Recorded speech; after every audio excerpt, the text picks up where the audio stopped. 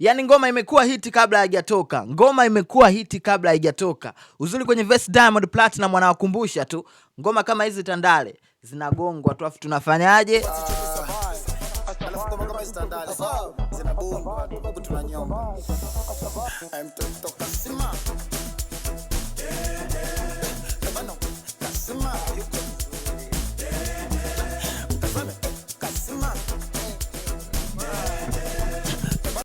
Yes, bana, hii ni new joint. Yani ni I say.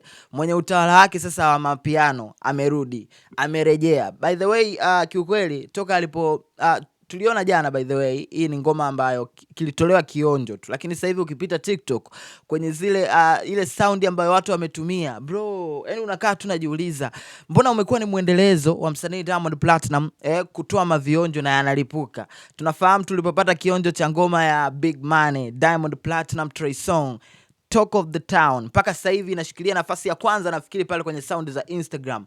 TikTok huko watu wanachallengeika vipi. Ikatoka ile kionjo cha ngoma ambayo alhamdulillah pia ameshirikiana na Baba Levo mheshimiwa. Again pia imekuja hii nyingine. Ni hatari. Ni bonge moja la ngoma.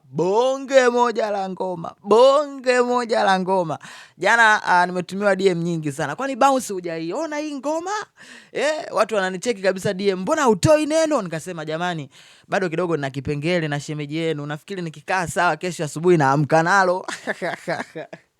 Bana, leo nimeamka na vibe la kutosha, ni mwendo wa mtoto kasimama. Bana, ni ngoma kali. Diamond Platinum pia Focalist, X Dupi na wakali wengine wa mapiano wamekutana kwenye track moja. Mtu tano ndani ya track moko.